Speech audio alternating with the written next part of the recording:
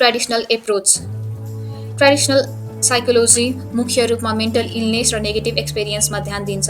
यसले मानसिक दुखाइ, तनाव, विगतको नकारात्मक घटनाहरू बुझेर तिनको उपचार गर्ने प्रयास गर्छ। ट्रेडिसनल एप्रोच भन्नाले त्यो तरिका हो जसले मानिसका मानसिक समस्या र दुखाइलाई बुझेर तिनको उपचार गर्छ। यहाँ मुख्य कुरा हुन्छ के भयो, किन भयो, कसरी ठिक गर्ने। यो एप्रोचमा हामीले आफ्नो विगतका नकारात्मक कुराहरूलाई सम्झेर समाधान खोज्छौँ। यो पुरानो तरिका हो जुन धेरै वर्षदेखि साइकोलोजीमा प्रयोग हुँदै आएको छ। कग्निटिभ एप्रोच के हो?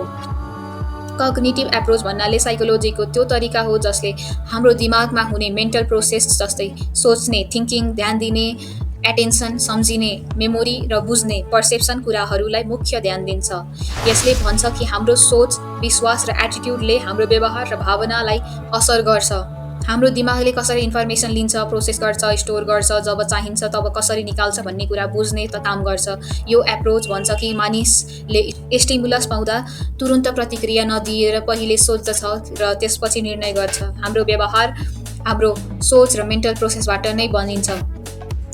पहिले बिहेभियरिजमले केवल बाहिरी व्यवहारमाथि ध्यान दिन्थ्यो, तर कग्निटिभ एप्रोचले भित्री सोच र मेन्टल प्रोसेसलाई बुझ्न खोज्यो। कसरी हामी नयाँ कुरा सिक्छौँ र सम्झिन्छौँ, दिमागमा के हुन्छ भनेर बुझ्ने तरिका हो। यो भन्छ कि हामीले जे देख्छौँ, सुन्छौँ, सोच्दछौँ त्यसैले हाम्रो व्यवहार बनाउँछ। हामी तुरुन्तै काम गर्दैनौँ, पहिलो सोच्दछौँ अनि निर्णय लिन्छौँ। यो एप्रोचले हाम्रो सोच, ध्यान, सम्झनालाई बुझेर मानिसको व्यवहार बुझ्न मद्दत गर्छ। इल्याबोरेसन लाइक्लिहुड मोडेल यो भनेको एउटा साइकोलोजिकल थ्योरी हो जसले बताउँछ कसरी मानिसहरूले पर्सुएसन मनाउनबाट आफ्नो एटिट्युड परिवर्तन गर्छन्। यो थ्योरी 1980s मा बनाएका हुन्। यसले भन्छ कि जब हामीलाई कुनै मेसेज दिइन्छ, हामी त्यसलाई दुई तरिकाले प्रोसेस गर्छौँ। नम्बर 1 सेन्ट्रल रूट, जब हामी मोटिभेटेड र क्यापेबल हुन्छौँ सोच्न र मेसेजको लोजिक बुझ्न। यसमा हामी आर्गुमेन्ट, तर्कलाई ध्यान दिएर सोच्दछौँ। यसले एटिट्युडमा दीर्घकालीन र मजबुत परिवर्तन ल्याउँछ। 2 पेरिफेरल रूट, जब हामी मोटिभेटेड छैनौँ वा सोच्ने समय छैन। यहाँ हामी मेसेजको सर्फेस फिचर जस्तै स्पिकरको आकर्षण, भावनात्मक एपिल वा धेरै आर्गुमेन्ट्स भएको देखेर प्रभावित हुन्छौँ। यसले टेम्पोररी र कमजोर एटिट्युड चेन्ज ल्याउँछ। ELM भन्छ कि हामीलाई कुनै कुरा मनाउन दुई तरिकाले प्रयास गरिन्छ। कहिले हामी गहिरो सोचेर निर्णय गर्छौँ, त्यो हो सेन्ट्रल रूट। कहिले हामी सतही कुरामा ध्यान दिई सजिलै प्रभावित हुन्छौँ, त्यो हो पेरिफेरल रूट्स।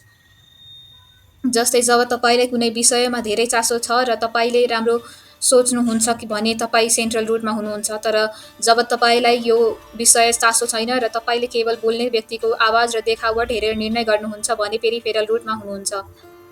किन यो महत्त्वपूर्ण छ? ELM बुझेर हामी आफैलाई सजग बनाउन सक्छौँ कि हामी कहिले गहिरो सोच्दैछौँ र कहिले सतही कुरामा मात्र प्रभावित भइरहेको छौँ। यसले हामीलाई राम्रो निर्णय लिन र कमजोर आर्गुमेन्टबाट बच्न मद्दत गर्छ। कग्निटिभ डिसोनेन्स थ्योरी भन्नाले त्यो मानसिक असजिलो अवस्था हो जब हाम्रो सोच, विश्वास वा एटिट्युड बीच कन्ट्राडिक्सन हुन्छ वा हाम्रो व्यवहार हाम्रो विश्वाससँग मेल खाँदैन। यसले हामीलाई मनमा तनाव र असहजता दिन्छ र हामी त्यो असजिलो कम गर्न प्रयास गर्छौँ।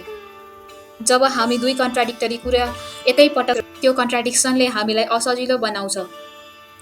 त्यो असजिलो काम गर्न हामी सोच परिवर्तन गर्न सक्छौँ, आफ्नो व्यवहार जस्टिफाई गर्न सक्छौँ वा त्यो कन्ट्राडिक्सनलाई इग्नोर गर्न सक्छौँ। यो थ्योरी 1957 मा लियो फेस्टिङरले बनाएका थिए। मानिसहरू आफ्नो सोच र व्यवहार बीच कन्सिस्टेन्सी चाहन्छन्। जब इन्कन्सिस्टेन्सी हुन्छ, मानिसहरू त्यसलाई कम गर्न सोच र व्यवहार परिवर्तन गर्छन्। असजिलो कम गर्न मानिसहरूले रेसनलाइजेसन, जस्टिफाई गर्ने, सेलेक्सन, पर्सेप्सन, केही कुरा मात्र स्वीकार्ने वा इन्फर्मेसन एभोइड गर्ने जस्ता तरिका अपनाउँछन्। जस्तै कुनै पोलिटिकल बिलिफमा कन्ट्राडिक्सन आएपछि त्यो विषयबाट टाढा बस्नु। ट्रेडिसनल एप्रोच सोर्स, मेसेज र अडियन्सका क्यारेक्टरिस्टिक्समा फोकस गर्छ। विश्वसनीय व्यक्तिले भावनात्मक अपिल प्रयोग गर्दा श्रोता प्रभावित हुन्छ। Elaboration likelihood model, central route र peripheral route processing, detail argument versus celebrity endorsement. Cognitive dissonance theory मानसिक झगडा हटाउन एटिट्युड चेन्ज गर्छ। जस्तै स्मोकिङ छोडेपछि यो स्वास्थ्यका लागि राम्रो छ भन्ने विश्वास बलियो बनाउँछ। साइकोलोजीमा रेसिस्टेन्ट स्ट्राटेजिज।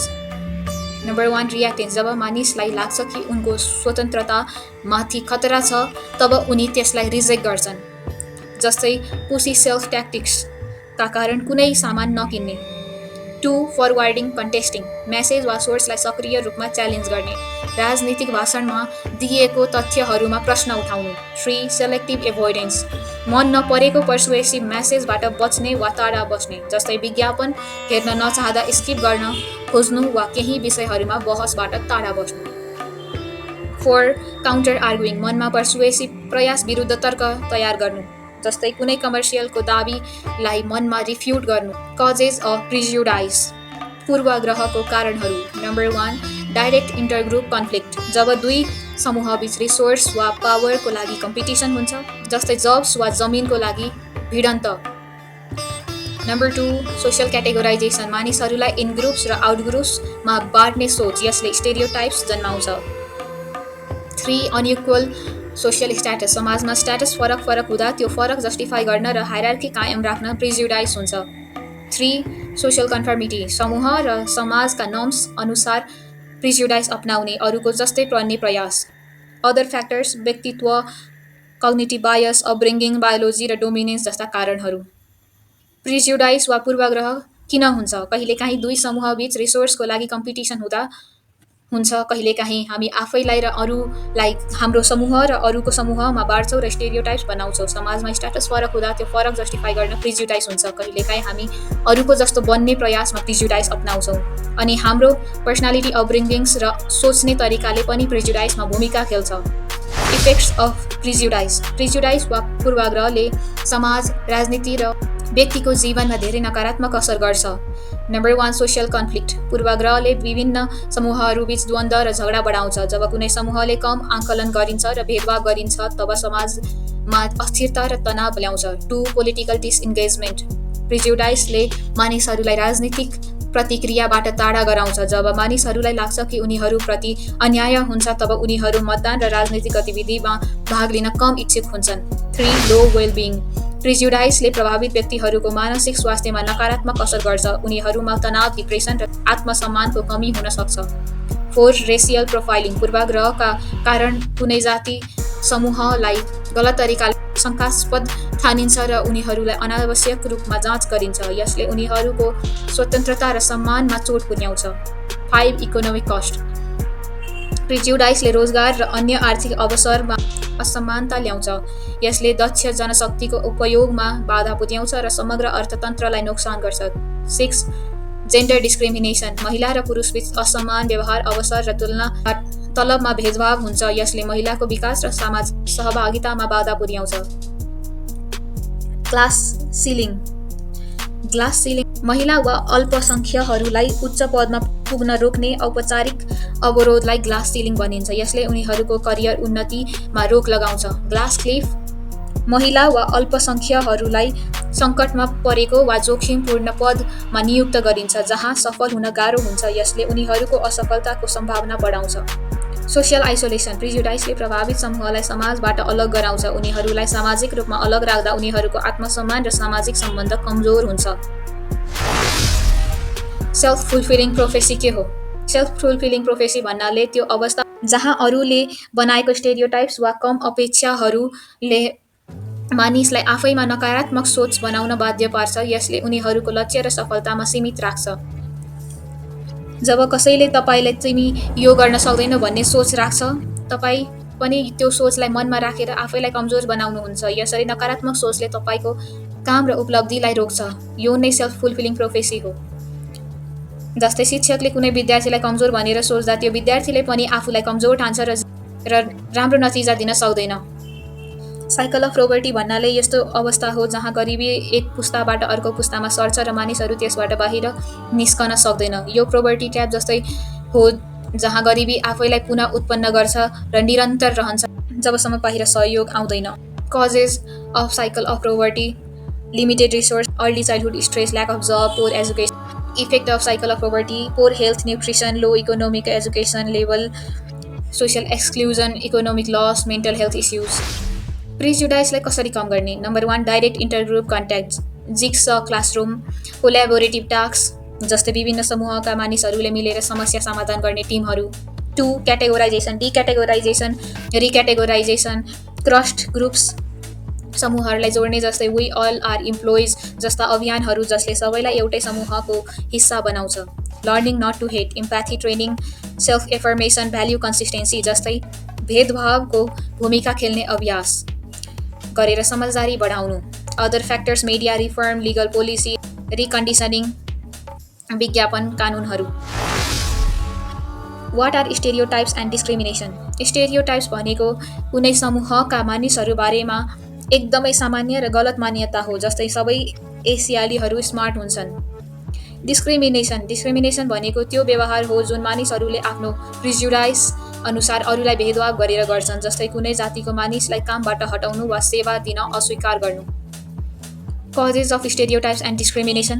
सोसल क्याटेगोराइजेसन, हामी मानिसलाई समूहमा बाँड्छौँ जसले स्टेरियोटाइप्स र प्रिजुडाइस जन्माउँछ। इनइक्वालिटी इन सोसाइटी, सामाजिक असमानताले पनि भेदभाव र स्टेरियोटाइप बढाउँछ। लर्न आइडियाज, परिवार, साथी, मिडियाबाट सिकेको गलत धारणाले स्टेरियोटाइप बढाउँछ। ल्याक अफ इन्टरेक्सन, फरक समूहका मानिसहरूसँग कम भेटघाट हुँदा गलत सोच बढ्छ। इथ्नोसेन्ट्रिजम, आफ्नो संस्कृति अरूभन्दा राम्रो ठान्नुले प्रेजुडाइज बढाउँछ। कग्निटिभ बायस एन्ड अपब्रिङ्गिङ, हाम्रो सोच्ने तरिका, पर्सनालिटी र पालन पोषणले पनि भूमिका खेल्छ। नेगेटिभ इफेक्ट्स, हिंसा, अन्याय, अलगाव, असमान अवसर। Solution of reducing stereotype and discrimination. Causes of discrimination, ignorance and fear, फरकपनको बारेमा जानकारी नहुँदा र डर लाग्दा डिस्क्रिमिनेसन हुन्छ, जस्तै नयाँ जाति वा संस्कृति देख्दा डराउनु। यसलाई कम गर्न एजुकेसन र इन्टरग्रुप कन्ट्याक्टले डर र अज्ञानता हटाउन मद्दत गर्छ। ट्राइबियल बिहेभियर, हामी आफैलाई इन ग्रुप र अरू आउट ग्रुपमा बढाउँछौँ। कजेस अफ डिस्क्रिमिनेसन, धेरै पटक हामीले अरूलाई नचिनेको फरक देखिने कारणले डराउँछौँ र त्यसैले डिस्क्रिमिनेसन गर्छौँ। त्यसलाई एजुकेसन र भेटघाटले कम गर्न सकिन्छ। 2. हामी आफैलाई आफ्नो समूह भन्छौँ र अरूलाई बाहिरको मान्छौँ, जसले भेदभाव बढाउँछ। तर जब हामीले साझा काम र लक्ष्य राख्छौँ तब सहकार्य बढ्छ। हाम्रो पहिचान हाम्रो समूहसँग जोडिएको हुन्छ, त्यसैले हामी आफ्नो समूहलाई राम्रो देखाउन अरूलाई कम आँक्छौँ। साझा पहिचानले यो समस्या कम हुन्छ। परिवार र मिडियाबाट सिकेको गलत सोचहरूले पनि डिस्क्रिमिनेसन बढाउँछन्। त्यसलाई सचेतता र मिडिया बुझाइले सुधार्न सकिन्छ। कठोर सोच भएका मानिसहरू अरूलाई सजिलै नकारात्मक दृष्टिले हेर्छन्, त्यसैले सहिष्णुता बढाउनु जरुरी छ।